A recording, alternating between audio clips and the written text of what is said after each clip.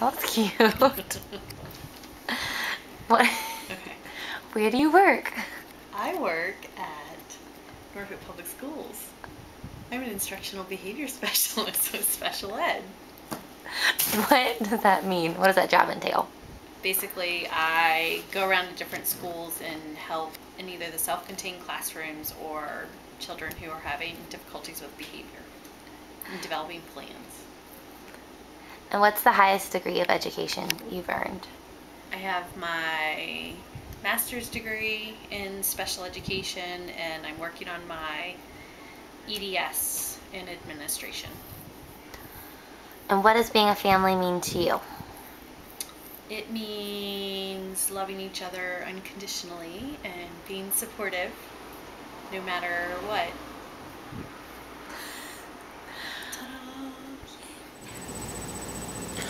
This is my stepmom, Kristen Medium. She is one of the strongest women I know. She's my biggest role model.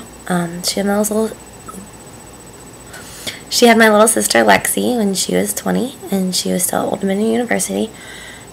And I think what I admire most in her is that even when she had Lexi when she was young, she went to school and she finished her education, and she's kind of been like that with everything in our lives. She's been a huge driving force in our family that has kept us together. So I hope you enjoy learning a little bit more about her. What's it like? I'm going to throw this one in on you, so take a minute. What's it like being a mom and having a full-time job and trying to go to school? It's very hectic. Mine feels a little cloudy every so often. Not sure. It's like tonight, found out I have a 10-page paper due. Didn't realize. But no, it's hard, but shows you guys that it can be done, and hard work can get you where you need to be. What was it like being a single mom with Lexi when you were younger?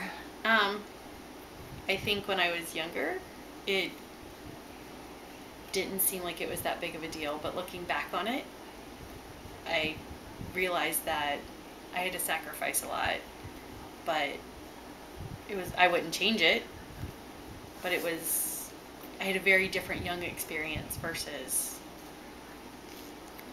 people who don't have kids at that age and everything. But I also was one of those who still made it through school and was able to have my career and that kind of thing. What is it like having such a wide span of ages of kids? Like with me in college and Lexi in high school and then Ashton being in elementary school. It's a lot of running around. Yes, and it's a lot of different perspectives. Got to remember to look at Ash like a 8-year-old, look at you guys as young adults, older teenagers, and I have a bad habit of forgetting he's watching stuff he shouldn't be watching because you guys are older. There's kind of more of you guys than there is him. So, or vice versa, that you guys don't want to do the little kid stuff. So it's got its perks. There's built-in babysitters.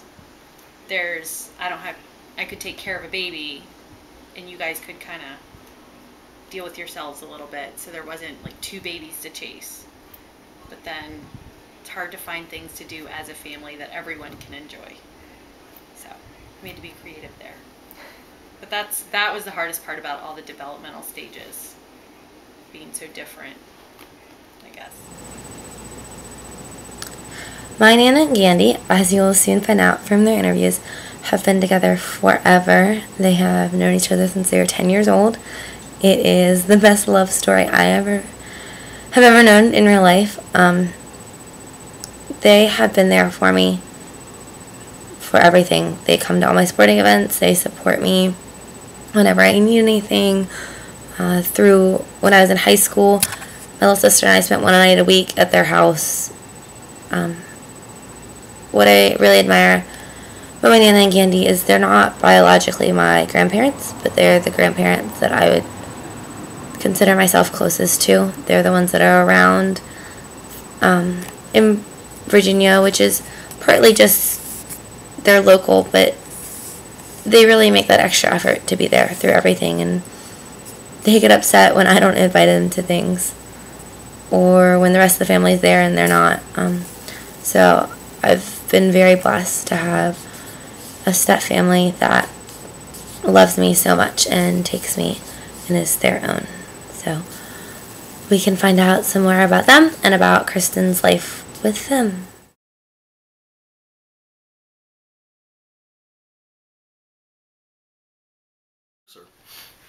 How long have you and Nana been married?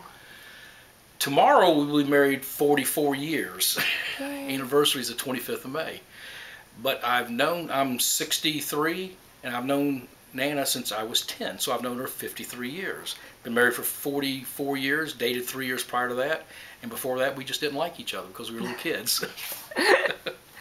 All right, so that kind of answered some of the question about how you and Nana met, but can you tell me some stories about when you were younger, when you were dating? Like I said, 10 years old when we moved in, across the street from us. Across the street and 2 houses down.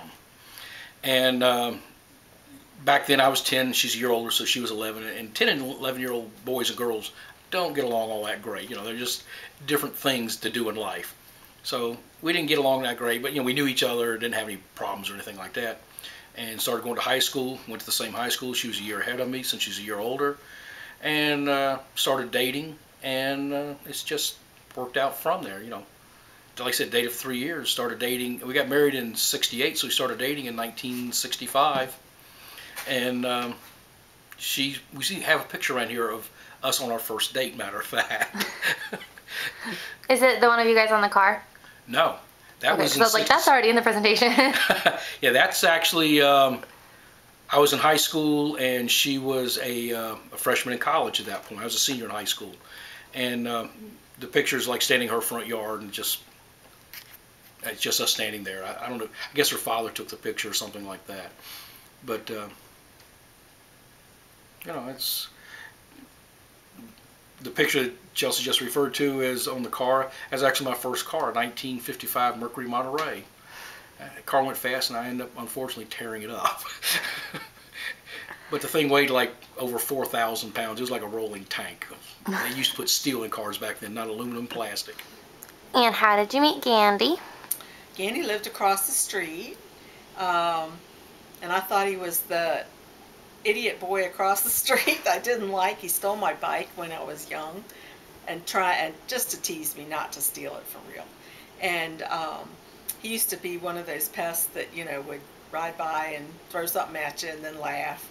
But anyway, I dated one of his friends, and then he asked me to go to the movies with him, and we got interested with each other, and we started going steady after about 3 weeks, and that was kind of the end of that. We went steady for 3 years, then we were engaged for a year, and then we got married. So I was 20 when we got married. And what was it like being married and being in school? And did you have Kristen while you were still in school? Yeah, I did. It took me 11 years to get my bachelor's. My father had to cash in a life insurance policy to pay for my first year. And that really bothered me.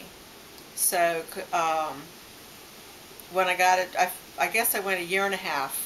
And then it kept bothering me that he was having to really struggle to pay.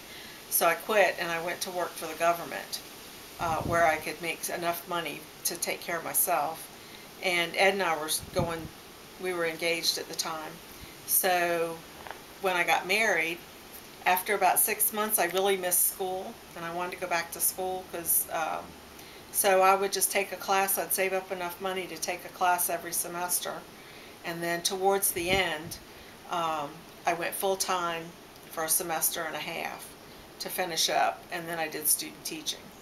And I had Kristen was a baby when I went back the first time, and I had a friend that I had babysat for her for so long that she owed me, and so she babysat for me while I was in class.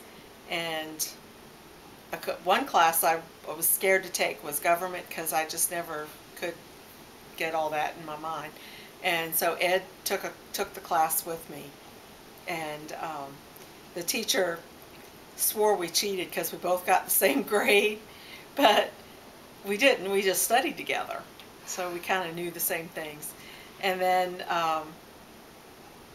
I would just take as many classes as I could afford, you know, until I finally got to that last semester. I was pregnant with Craig and finished up student teaching while I was pregnant with him and graduated.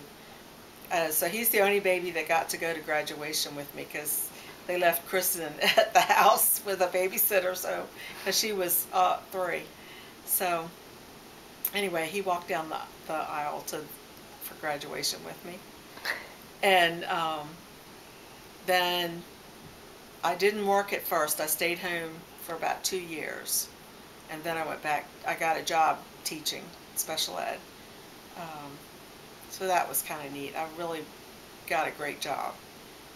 And I loved the kids. They were trainable mentally disabled children, and in 3rd, 4th, and 5th grade. Here we are in Tennessee. On the far left of the picture is our Uncle Craig, Kristen's brother. The biggest thing about Uncle Craig for me is the second time I met him was in New York. That's where he lives and he works with his wife. And he pulled me in for the biggest bear hug. And I think that's just a theme with Kristen's side of the family in general, is they all just treat me like I'm one of them. And it was a really great feeling to have that. Uncle Craig is married to Stacy. Like I said before, they live in New York together. They have 2 children who are much younger than us, Cameron and Sean. Cameron you will see in the next picture with Lexi and I. It's all the girl cousins together. And then in the last picture you will see the 4 of them, Aunt Stacy, Cameron, Sean, and Uncle Craig.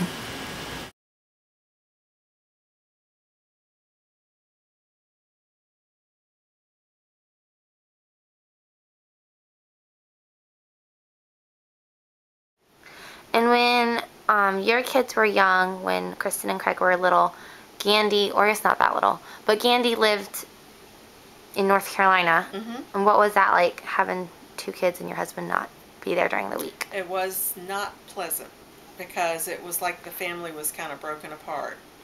And so we never planned anything on the weekends, just so we could spend time with him when he was here. But then during the week, you know, we had to kind of fend for ourselves, so we weren't used to that. And what was it like growing up with Nana and Gandhi and Craig when you were younger? We was the same kind of way. It was a supportive household. We loved each other, but we all had our own things that we did too, so we didn't. Our parents took us to those things, so it was all about us. I guess I was the loudest, so it was a lot about me. Not as much about him. And Craig and I fought a ton when we were younger, but now we're really close. So it doesn't, you know, brother-sister stuff, I guess.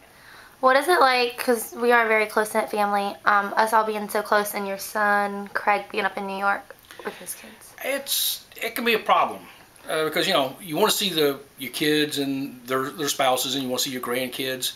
And he's a little over 400 miles from here, so because I can't see them, maybe I spend too much time seeing the ones here. And I might get on their nerves occasionally doing that. But, you know, it'd be nicer if everybody was closer together, but, you know, you got Chris and Craig both had to get out on their own.